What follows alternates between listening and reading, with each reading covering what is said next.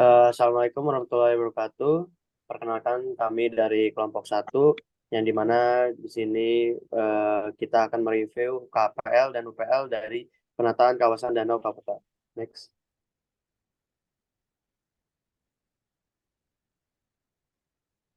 Next.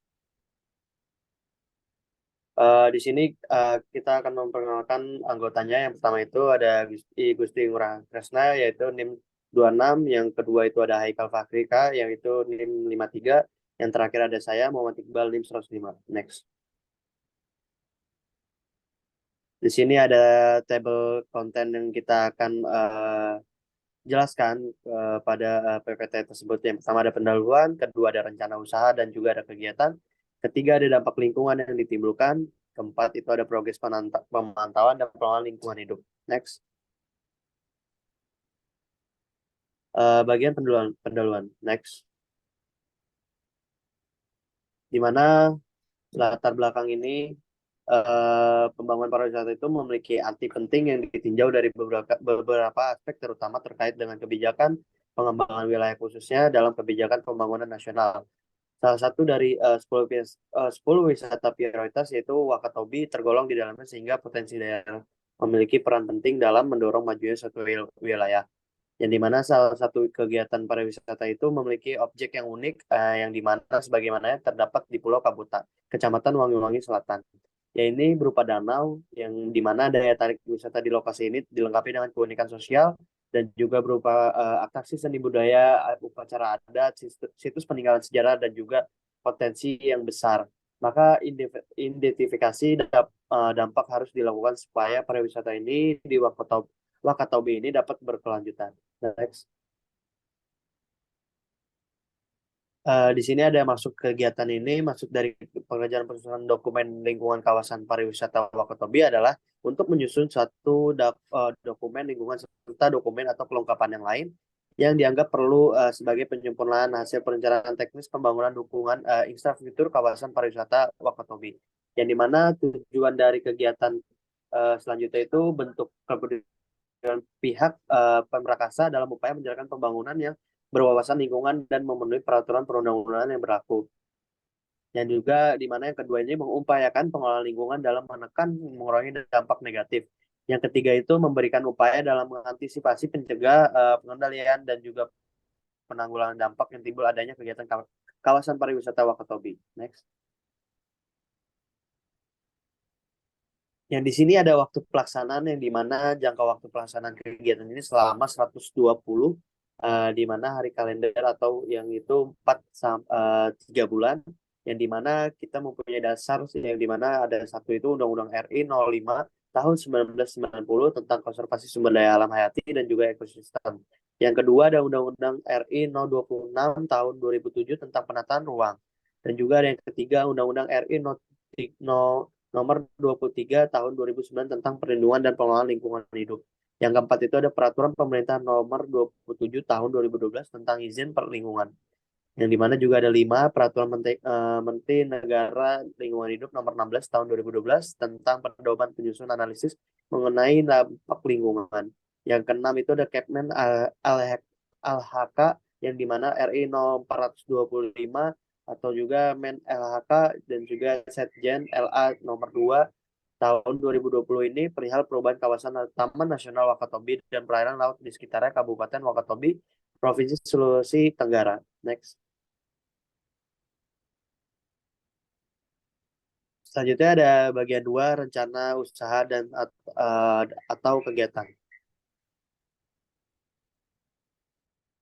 Di mana rencana usaha dan atau rencana kegiatan ini yang diberi nama penataan kawasan Kapota Kabupaten Wakatobi, yang dimana berlokasi wilayah administrasi pemerintah desa Kapota Utara, Kecamatan Wangi Selatan, Kabupaten Wakatobi.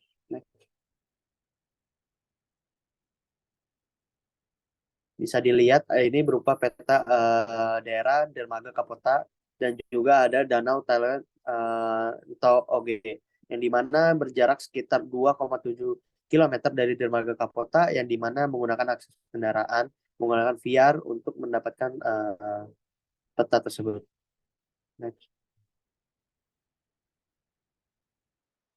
Dan juga di sini ada skala dan juga besaran, yang dimana luas lahan mengenai spekulasi kegiatan ini dapat dikategorikan sebagai kegiatan yang berhubungan dengan bidang pariwisata, khususnya peruntukan taman rekreasi, di mana luas itu tidak kurang dari 100 H yang tidak kategorinya sebagai kegiatan wajib andal yang sebagaimana diatur melalui Peraturan Menteri Negara Lingkungan Hidup RI 05 tahun 2012 tentang jenis rencana usaha atau kegiatan yang wajib memiliki analisis mengenai dampak lingkungan hidup. Yang dimana ada tempat yang dimana taman bertema dan juga wisata buatan lainnya untuk semua besaran adalah wajib UKL dan juga UPL. Sedangkan taman rekreasi non-tem atau adalah wajib UKL dan juga UPL untuk besarannya tidak lebih dari 100 HA. Demikian kegiatan penataan kawasan danau kota adalah wajib UKL dan juga UPN. Yang dimana di sini ada alokasi penggunaan lahan penataan kawasan danau kota, yaitu seperti ada jalan, bangunan penduduk, dan juga ada penerima seperti lainnya toilet, lantai, dan juga ruang tiket kios, dan juga ada plaza, gazebo, dan juga menara. Ini adalah bentuk contoh dari beberapa, dan juga ini ada luasan yang sudah tertera. Next. Untuk garis besar komponen kerencanaan usaha ini bertujuan prinsip atas rencana usaha dan juga kegiatan. Sehubung dengan pelaksanaan perencanaan kegiatan kawasan danau kota, maka Pemprakarsa telah menyurat kepada Bupati Wakatobi tentang pemberitahuan pelaksanaan pekerja untuk mendapatkan persetujuan prinsip rencana usaha dan juga kegiatan. Yang di mana kegiatan-kegiatan yang akan dilakukan dalam rangka penataan kawasan danau kota secara garis besar dibagi menjadi 3 tahap, yaitu tahap prakonstruksi, tahap konstruksi, dan juga tahap operasi. Yang dimana seluruh tahapan kegiatan penataan kawasan danau kota harus dipastikan tidak merubah fungsi danau kota tersebut sebagai kawasan lindung. Dan juga ada informasi keanekaragaman hayati danau kota yang dimana ada parameter jenisnya dan juga hasil penelitian tersebut. Next. Yang di sini ada garis besar komponen rencana usaha dan juga kegiatan, yang dimana kegiatan-kegiatan yang akan dilakukan dalam perangkat penataan kawasan danau kota secara garis besar dibagi menjadi 3 tahap, yang seperti tadi, tahap prakonstruksi, tahap konstruksi, dan juga tahap operasi. Di sini ada dijelaskan tahap prakonstruksi itu seperti apa, dan juga ada tahap konstruksi dan juga tahap operasinya tersebut. Next.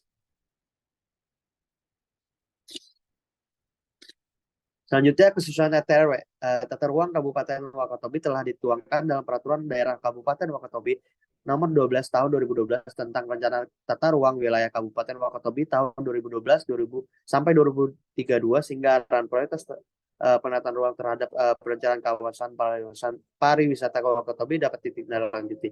Di mana di sini ada peta yang menjelaskan kawasan strategis itu berupa warna apa, dan juga kawasan strategis provinsi itu berupa bermacam-macam warna. Next.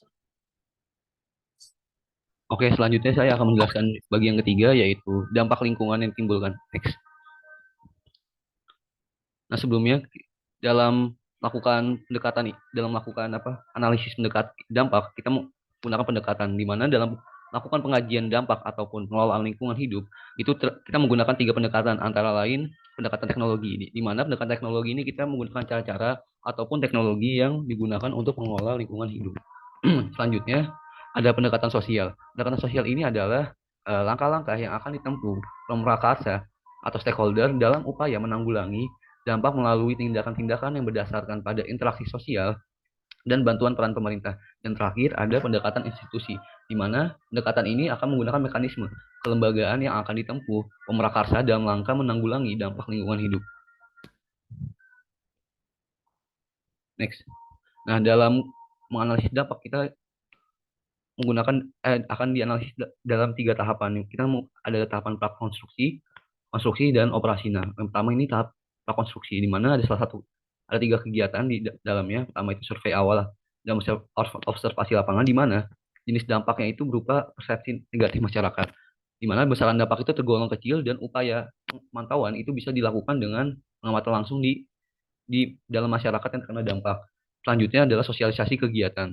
Sosialisasi kegiatan itu jenis dampak yang dihasilkan itu sama seperti yang pertama, yaitu berupa persepsi masyarakat, di mana dampaknya tetap berupa tergolong kecil, Dan terakhir dia upaya pemantauannya bisa dengan melakukan wawancara masyarakat sekitar dan ataupun menggunakan kuesioner. Terakhir ada rekrutmen tenaga kerja konstruksi, di mana jenis dampak yang dihasilkan itu berupa kesempatan kerja dan kecemburuan sosial akibat adanya masyarakat luar yang masuk ke daerah tersebut. Selanjutnya ada besaran dampak itu masih tergolong kecil dan upaya pemantauan lingkungan hidup itu sama seperti yang di awal, yaitu menggunakan metode wawancara masyarakat sekitar. Next. Nah, selanjutnya adalah tahap konstruksi di mana bisa dilihat dampak yang dihasilkan ini cukup berbeda daripada tahap prakonstruksi di mana nantinya dampak yang dihasilkan itu lebih ke hal-hal teknis. Seperti yang di sini nomor satu ada mobilisasi tenaga kerja konstruksi di mana jenis dampaknya itu berupa potensi penyebaran COVID ataupun kalau sekarang itu penyebaran penyakit dari luar dan juga peningkatan kesempatan berusaha dan kesalahan masyarakat. Selanjutnya besaran dampak tergolong kecil dan upaya pemantauan lingkungan yang dapat dilakukan yaitu dengan kita melakukan pengamatan di lapangan terhadap pembukaan usaha baru di sekitar lokasi konstruksinya itu. Selanjutnya ada mobilisasi peralatan dan material di mana jenis dampak yang dihasilkan itu bisa berupa penurunan kualitas udara, peningkatan kebisingan, gangguan lalu lintas darat, dan terakhir bisa berupa timbulnya tumpahan material di jalan. Dampaknya itu masih tergolong kecil, di mana upaya pemantauannya itu bisa berupa pengukuran langsung di lapangan, di mana dia akan bekerjasama dengan lab lingkungan terdekat. Selanjutnya yang ketiga ada penyediaan dan pengoperasian base camp, di mana jenis dampaknya ini berupa penurunan kualitas udara, peningkatan kebisingan, peningkatan limbah padat domestik, dan peningkatan limbah cair domestik dan gangguan keamanan ketertiban masyarakat.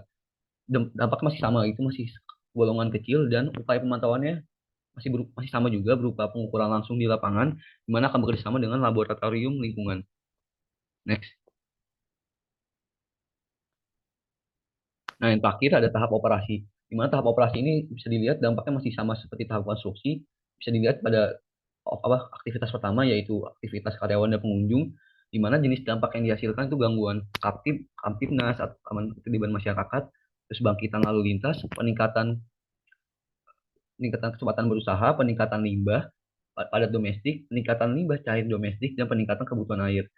Terus besaran dampak tergolong masih kecil dan upaya pemantauan yang bisa dilakukan adalah dengan kita memantau demobilisasi peralatan yang dilakukan selama kegiatan pengoperasian penataan kawasan Danau Kapota.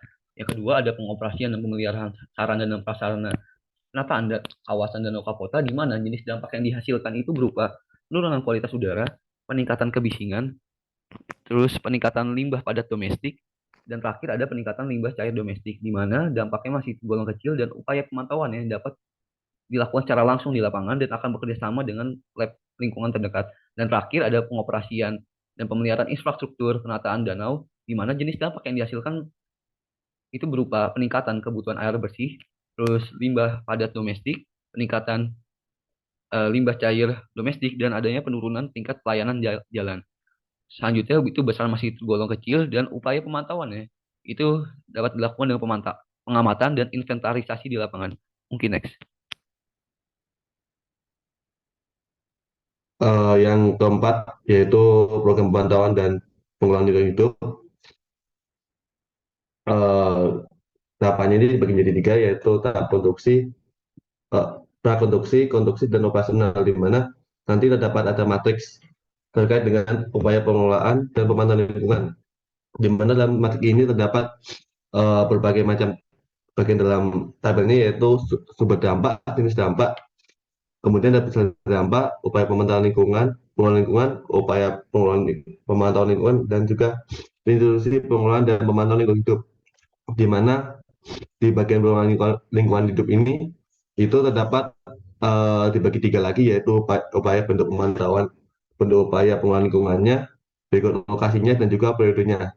Hal itu juga akan sama seperti di bagian upaya pemantauannya, yaitu ada bentuk upayanya, yaitu kemudian ada lokasi pemantauannya dan juga periode pemantauan lingkungan. Nah, seperti di contoh ini yang di prakonstruksi itu juga ada tahapan yaitu survei awal dan observasi lapangan, di mana ada jenis dampaknya yaitu keresahan masyarakat, kemudian besaran dampaknya itu sejumlah masyarakat di Desa Kapota Utara dengan jumlah penduduknya itu 701 jiwa, dengan bentuk upaya pengelolaan lingkungannya yaitu berkoordinasi dengan aparat kelurahan dan kecamatan, kemudian dari penyuluhan dan sosialisasi kepada masyarakat sekitar lokasi melalui komunikasi rutin dan juga pendapat pertimbangan. Dan juga ada lokasinya yaitu masyarakat yang berada di kawasan kota dan juga beradanya itu selama kegiatan survei dan operasi lapangan berlangsung, dan ada upaya pemantauannya yaitu wawancara, bentukannya yaitu wawancara dan masyarakat sekitar, kemudian ada lokasinya yaitu polisi pemantauannya ada masyarakat yang berada di sekitar dan kabupaten, dan juga beda pemantauannya satu kali selama kita berlangsung, dan ini akan langsung juga di tahapan-tahapan selanjutnya, misalnya di sosial kegiatan, kemudian di tahap prakonstruksi yaitu juga mobilisasi tenaga kerja konstruksi. Hal ini juga sama, disesuaikan dengan upaya pengelolaan lingkungan hidup dan juga pemantauan lingkungan hidupnya, dan juga institusinya itu yang terkait dengan yang ada misalnya di bagian mobilisasi ini, instansinya yaitu eh, Dinas Koperasi UKM Tenaga Kerja dan Dinas Kesehatan Kabupaten Wakatobi, Kantor Kecamatan Wangi-Wangi dan Kota Pongo, dan juga penerima yaitu si Koperasi UKM Tenaga Kerja dan Wakatobi, yaitu instansi yang akan menerima itu ada instansi pelaksananya yaitu si Permakasa, kemudian ada instansi pengawasnya yaitu si pihak yang akan mengawasi, dan juga pihak penerima yaitu yang mengawasi sekaligus akan menerima laporan dari si pemakaian itu sendiri. Hal ini ya sama, yaitu cuma beda tahapannya. Ini juga masih sama, yaitu di tahap yang tadi yaitu operasi. Ini juga ada tahapannya gini-gini, tahapan, dan juga ini ada yang selanjutnya yaitu eh, jenis izinnya terkait perlindungan lingkungan hidup, di mana Permangkasa atau penanggung jawab kegiatan penataan dan Kapolta Kecamatan Wangi-Wangi Selatan Kabupaten Matopi dalam pembahasannya membutuhkan izin PPLH, yaitu pelindungan dan pengelolaan lingkungan hidup yang merujuk pada penjelasan pasal 48 ayat 2 Peraturan Pemerintah Republik Indonesia nomor 27 tahun 2012 tentang izin lingkungan, di mana izinnya ini tertuang dalam tabel, ada izin-izin PPLH seperti pembuangan limbah cair, pemanfaatan limbah air limbah untuk aplikasi ke tanah, penyimpanan sementara LP3, limbah P3, izin pengumpulan limbah P3, pengangkutan limbah P3, pemanfaatan limbah P3, pengolahan limbah P3, penimbunan limbah P3, terus kemudian pembuangan limbah ke laut, izin dumping ke laut, izin dideteksi ke formasi, dan juga izin venting ke utara, di mana pada tabelnya itu jelaskan ini tidak perlu izin terkait dengan PPH. Sekian dari kelompok kami. Jika ada yang salah kata, kami mohon maaf. Terima kasih.